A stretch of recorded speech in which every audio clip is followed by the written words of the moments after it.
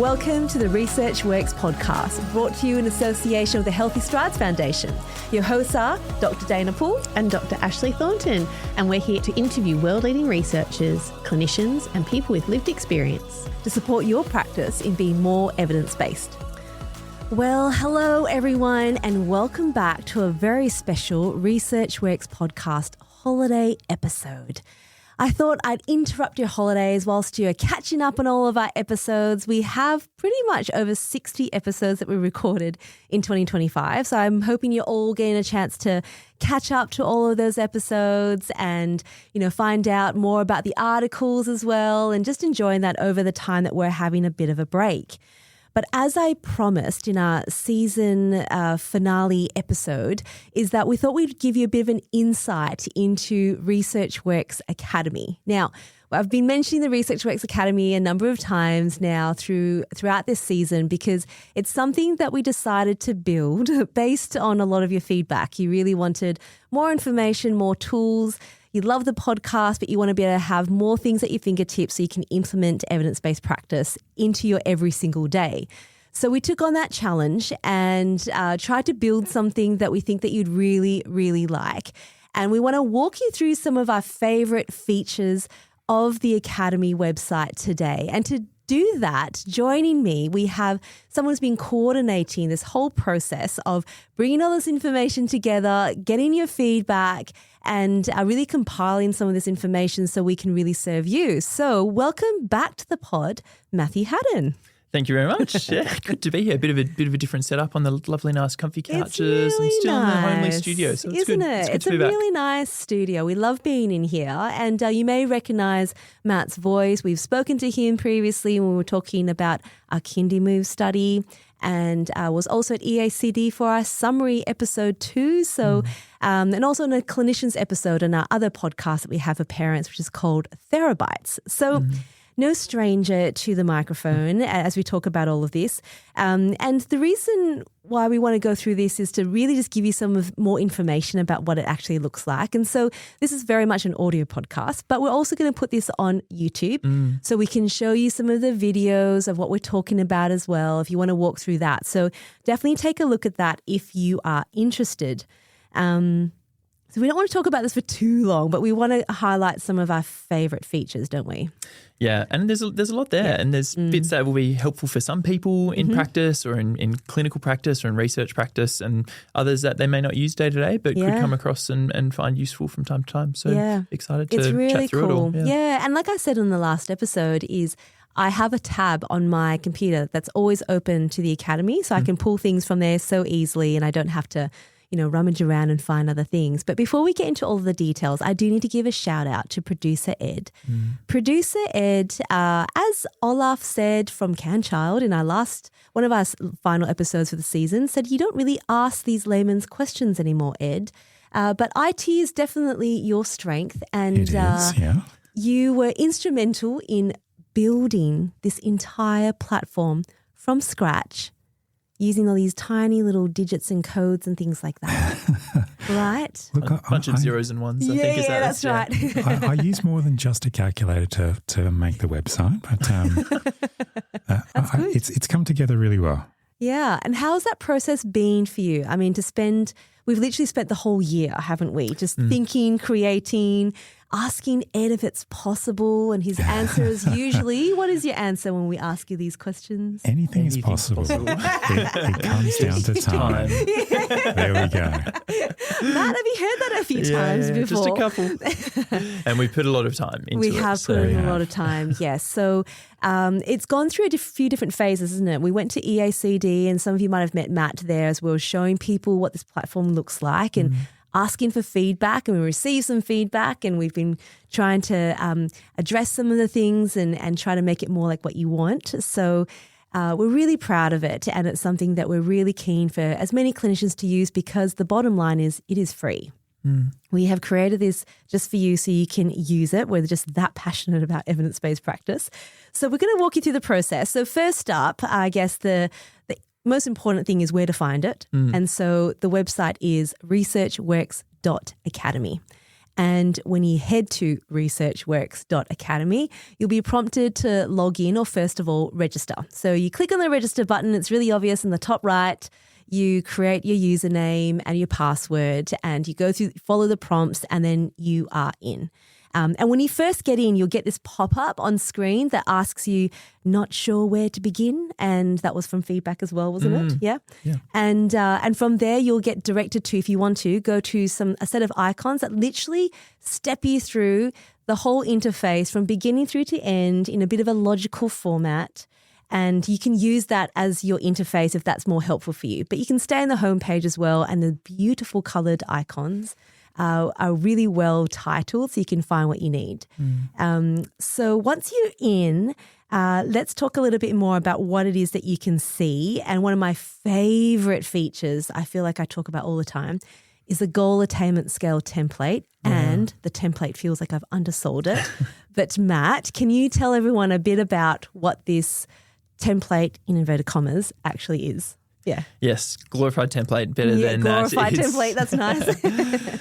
Yep. Absolutely. Yeah, it's a wonderful tool. It's editable and it's auto-populating. It's really good for new and experienced clinicians, whether you're just starting out with the goal attainment scaling or you've done it heaps before, but you just want to save a bit of time and have it formatted in a really nice and easy to use way. So really what it does is it teaches you how to use GAS. It helps to reduce the chance of any errors by having some structured, nice coding, thanks to producer Ed.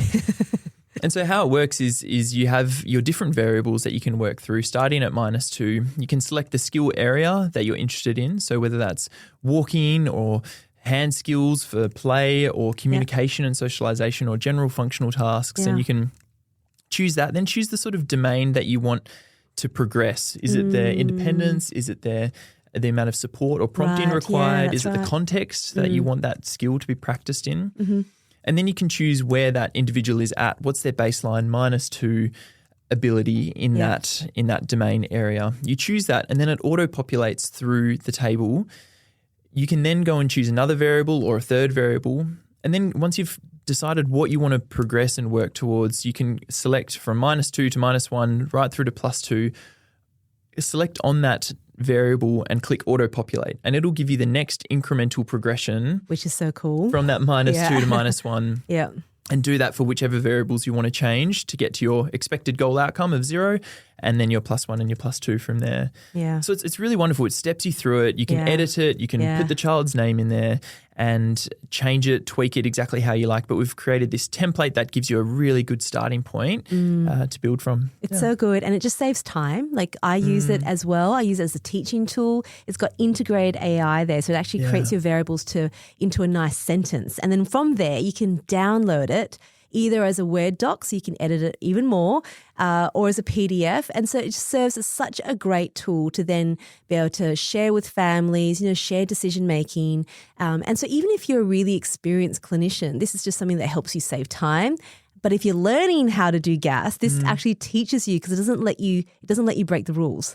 Exactly. Yeah, you can't progress 2 elements per variable. So it's really cool from that perspective. And the other part that we really love from it, and again, these have all come from us where we go, wouldn't it be nice if we could calculate the T-scores from here? Yeah. So we have a T-score function as well. That's all found in the same area, isn't it, Matt? Yeah, it is. And it's really handy. Like if you're doing your own sort of research, tracking outcomes over time, and you want to be able to collate that data and figure out, okay, this is what the child or the individual or the group of individuals achieved. Yes. What does that correspond to in a T-score for some analysis? It's right there, and you pop the information in, and it spits out the result for you, rather than kind of finding, one link over here that gives you that information, but then you have to go back here and then you have to write it in a separate thing. It's all just in one place, which is that time-saving part of it. It's so fantastic. And that's your goals done, and something that you can keep using and keep going back to as well. So that's one feature that we obviously love. This is like a nerd fest here from clinicians and researchers, but let's go on to the next thing that we love, which is our flow diagrams and decision trees. Even just saying it makes you sound nerdy, doesn't it? But it is a beautiful part of the Academy website because it's so good from a clinical perspective. It helps you walk through all of your choices that you might want to make clinically. Matt, do you want to step us through some of these decision trees and how we use them? Yeah, definitely.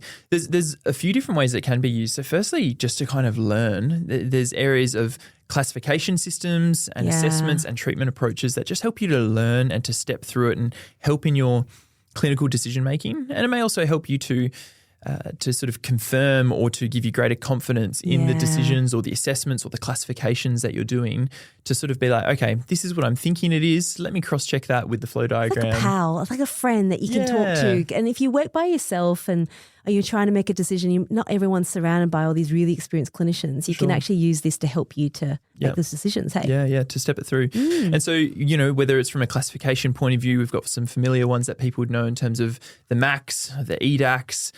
We've got some gait classification systems in there, which are really wonderful. So good. The bimanual fine motor function, the CFCS, as well as some things that can really help treatment and assessment decision making, whether that's our supportive walking device prescription sort of tree, acquired brain injury, upper limb assessment tree, things related to wheelchair prescription and use of AAC devices and different communication supports. I love that. It's the whole area. It's not just physio people. It's the whole gamut, isn't it? Absolutely. Yeah, I love it. And I use this a lot, again, in teaching and training too. If we need to go back, like the walking frame one is perfect. I've showed that off at a conference before where you can go, okay, can the child do this? Yes or no? And you click that button and then you can work out what the next step of that might be. So it's really pretty. You can see it on your mobile phone quite easily.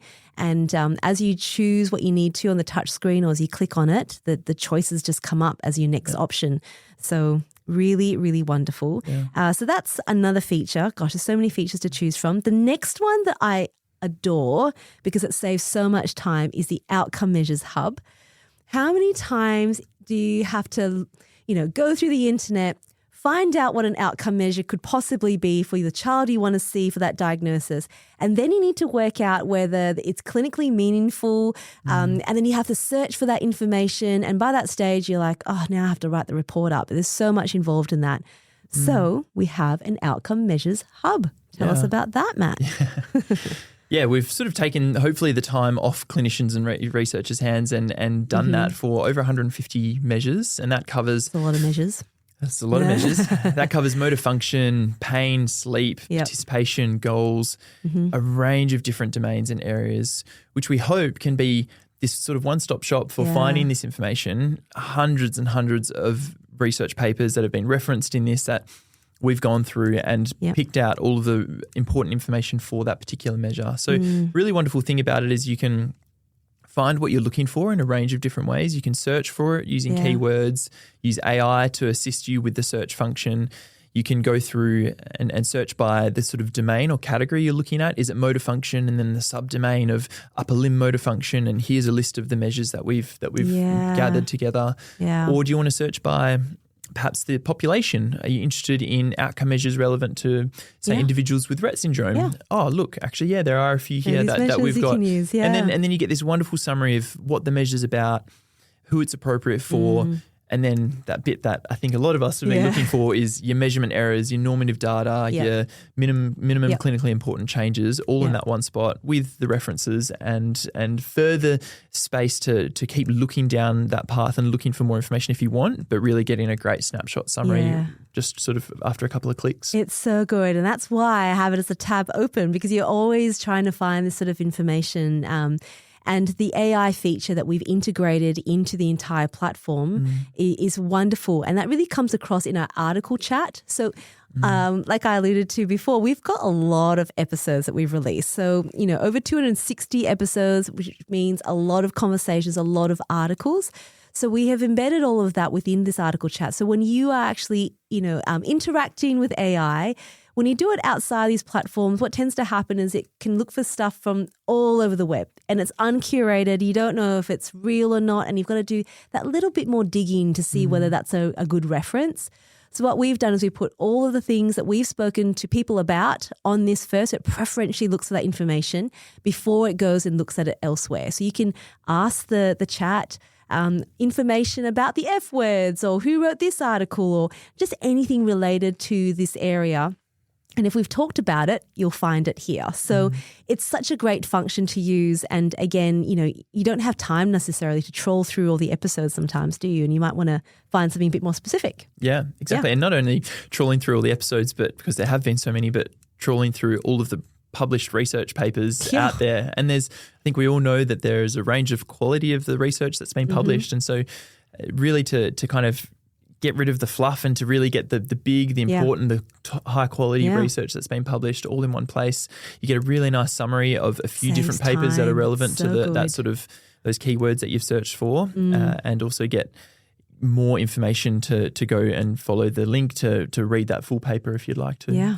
It's so good. Again, very, very good. All right, the next feature we want to tell you about is our 2D gait app. Now, some of you guys might remember in a few episodes ago, we spoke to Dr. Booma Aravamutham from the US, and she was talking a whole lot about, using more simple cameras to capture gait, to be able to do some analysis. You don't have to go to a gait lab because sometimes clinically you just want to see how your child's moving, and you can eyeball, but we know about eyeballing. So, having something to help you measure is so useful. And technology's come a long way now. You don't have to input it into a very special software and upload it, download the video, upload the video, all those steps. So what we've created within this now, within the whole academy, is the ability to capture video live or to upload video onto this platform, and allows you to do some analysis. Now, one of the things people always ask is what happens to this video? Well, it's a website, so it doesn't actually store any of this data. So it is so secure. It allows you just to see what you need to use. Talk to us a little bit more about the feature of the Gait app. Yeah, it's wonderful. I think it's something that for the majority of people who don't have a gold standard 3D gait analysis lab, it's a really helpful way to supplement and build on and provide more objective information to your clinical gait analysis or movement analysis, really. Yeah. And it can provide some really nice graphs, whether you're looking at the hip, knee, ankle, or the shoulder. I know, we do shoulder as well. Yeah, exactly. Yeah. And you sort of get these graphs of the movement over the course of what sort of task or phase of gait you want to look at. Yeah.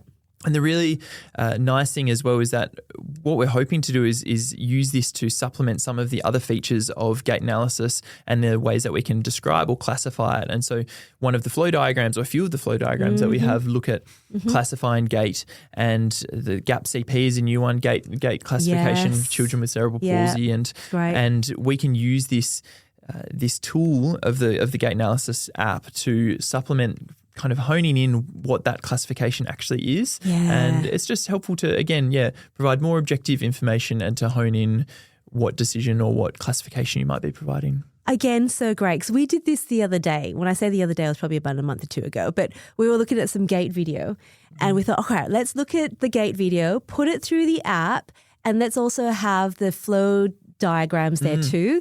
Because sometimes you're not sure, right? Are they this or are they that classification? But the flow diagram talks you through, like, does the knee do this? And then does the ankle do this? And then you can look at the information from the gait analysis.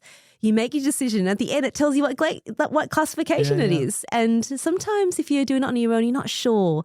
And again, this is just like another buddy. It's a friend that can help you with it. So definitely take a look at that. It's such a wonderful tool to supplement everything that you're doing within your practice. And really just to emphasize again, like I said, it's that none of this information, none of these gait videos that you put of children, obviously they're not uploaded to our servers. It is only on the browser, so you cannot save this anywhere else. So it's nothing to be worried about, isn't it? It's not going to be spread anywhere else because of the nature of how the website works. Yeah. But we just spoke about report templates there in a way, like we want to report things, and we do have a report template for you as well. Yeah, so all of these things that we've talked about and so much more that's on the website that we'd love for you to check out. What we've done is created this report template that we hope will be really helpful, again, as a great time saver. We've got all of these different sort of sections that you might like to talk about in a report, whether it's an assessment, that's a functional assessment, or a biomechanical assessment. Is it the intervention that you did? Is it the recommendations that you'd like to make? Yeah. And what you can do is input all of that information into there. Leave the ones blank that you aren't relevant for the individual that you're writing the report about. Put your details in at the bottom. Put the details in of the person you're directing the report to at the top, and sort of click generate, and it spits out this beautifully formatted like report. Magic. with some little assistance with some AI summaries in there. If you kind of put in a few dot points of the type of intervention and the type of recommendations that you did and you'd like to talk about, you get those dot points sort of fleshed out into some nicer big paragraphs. Again, a time saver while just formatting it really beautifully to help really convey these evidence-based assessments and recommendations and interventions that you've done and put that really nicely into one template, one report for you. So good. Yeah. It's amazing. And again, this information, none of this is going to our servers. It's not possible to. It's only on the browser. So once you've done it and you've downloaded it, that's your copy. That's it. That's all that it takes, really. We've gone through a lot of features. There's actually so many more features. We've tried to pick out our most favorite things, but literally how we designed this is we sat around a table and went, what would we like to have and what would this be? And these were some of the things we really spoke about. But everything that's on here, we hope that you will enjoy to use to save some time. So like we said, this is all completely free. You just have to register. So you have your own login and you have all your own information on that. One of the things that will be coming, that will be launching in the new year is our courses. Now, we've spoken to so many people on the podcast who have some amazing knowledge and they've shared that knowledge with us. And they also run courses from time to time, but there's often no platform to put it all into one place. So a lot of the people who've been in the pod before are creating courses for you as we speak, for you to engage with and for you to hopefully, really enhance your learning and to supplement all the things we've given you already. So they're going to be structured as 1 hour, about 1 hour courses. They'll be split into a few different sections. There's quizzes that you can complete. And by the end of it, you'll get a certificate noting your learning. So that's all coming and it's on its way. So make sure you keep an eye out for that. We'll let you know through our social media platforms. But in the meantime, we'll be putting up some free courses. One of them is about setting goals and how to do the goal attainment scale and using the glorified template that we have on our site. And we also have another course as well that, Matt, you're doing with Marissa. Do you want to tell everyone a bit more about that? Yeah, I'd love to. So I've already touched on the GAP CP, which is this wonderful brand new gait classification system for children with cerebral palsy. Yeah. Sort of combines the unilateral spastic cerebral palsy sagittal gait classification and the bilateral one that we're familiar with, Winters, Gage and Hicks and Rodder and Graham. Puts them together, and what we've done is really try to break that down with case study examples to flesh out what this actually looks like in practice. What does this look like in children with cerebral palsy or with neurological gait impairment? And talk through what some different management approaches are across those different classifications and give you really good opportunity in that course to practice doing it yourself. So watch videos of children with neurological gait impairment and have a go at classifying it yourself. Use the GAP CP flow diagram that we have on the Academy website and have a go and learn and practice and chat with us. Use the discussion forum on the Academy to sort of chat and say, I found this a bit tricky, or how do you really distinguish between this and this? And learn and learn from each other and practice those things. So we're really looking forward to putting that together and getting close to releasing that, and excited to sort of put all of these features of the Academy together and apply it in the course so that people can really take that really brand new evidence into their practice. I think people are going to really love it. It's been really lovely seeing all these things come together in terms of resources for all of you to use. Matt made mention of it just then. There is a forum that we've created within this as well. The forum is integrated all throughout the site as well. You'll be able to see that. And there's threads that you can create. There'll be topics. So from next year, for all the ResearchWorks podcast episodes, we'll be writing, a lot of the show notes on this forum and making commentary around that. So if you want to interact with that, what a great place to be able to connect with other people who are like-minded. And if you're doing the courses, there might be some questions there you might have for the course presenters or for other people who've been doing them as well. So again, hopefully through all of this, we've created something that you will use and you will enjoy. We're very excited. We're really proud of it. And we just feel really honored that we can hopefully create something that people can use as part of their daily practice. So I hope that helps. We've walked you through it. If you've got any questions, please feel free to reach out to us. You can do so through our email. Yep. What's our email, Matt? Yep. So it is info@researchworks.academy. Yeah. So get in contact with us there, and we'd love to hear from you. Feedback, if you have ideas, if you have suggested changes, please, reach out, and we'd love to chat with you to figure out how we can support your evidence in your practice in being evidence-based. That's fantastic. And Ed, I'll put you in the spot one last time. Anything else you want to say as the brains behind getting something like this up, which is incredible? I would like to say that I hope that nothing is broken.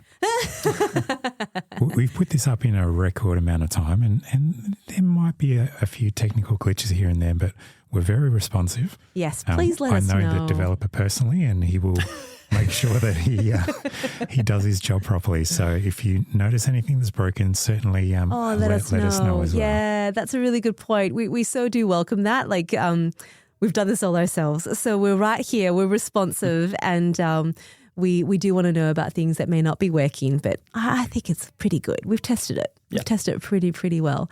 So to everyone listening, thank you so much for tuning in to this really special episode. I hope you enjoy this break between our seasons. We look forward to bringing you so much more content in our new season and season 6. But for now, we'll say goodbye. Talk to you all again really soon. Bye. See ya.